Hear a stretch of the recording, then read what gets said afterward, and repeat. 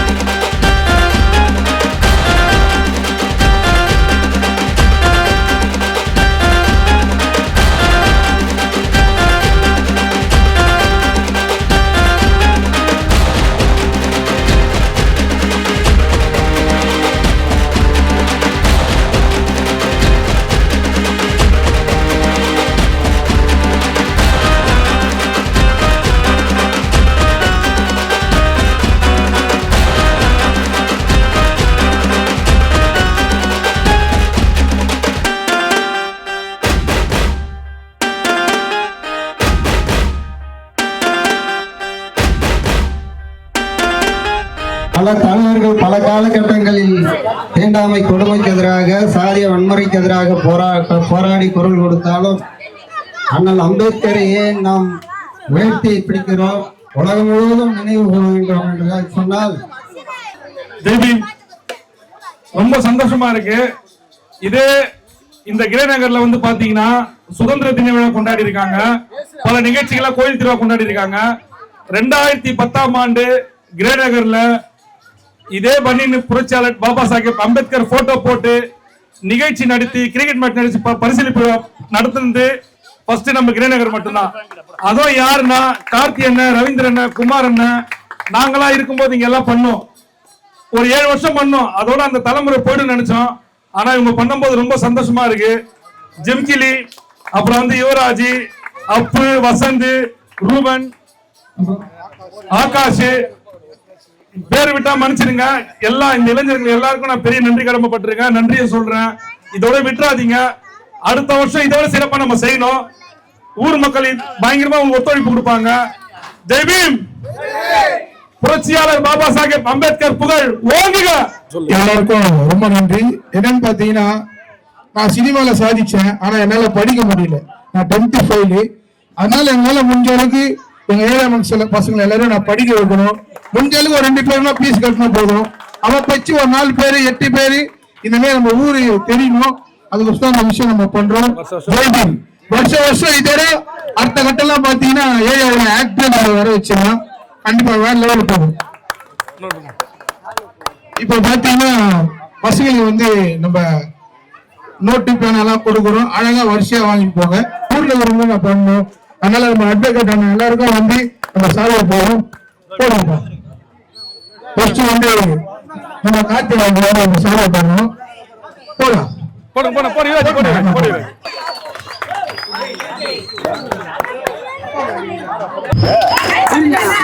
கை தட்டுங்க. கை இல்லையா உங்களுக்கு?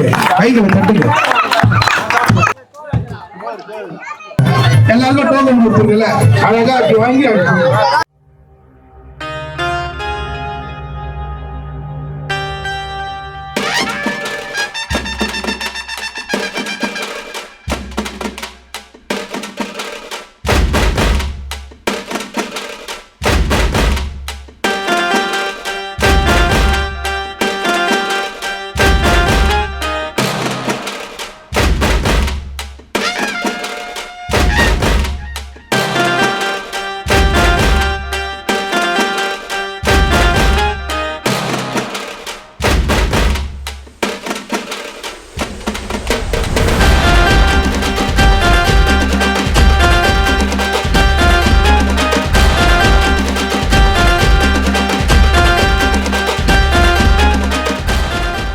அம்பேத்கர் ஐயா பிறந்த நாளை முன்னிட்டு வந்து பார்த்தீங்கன்னா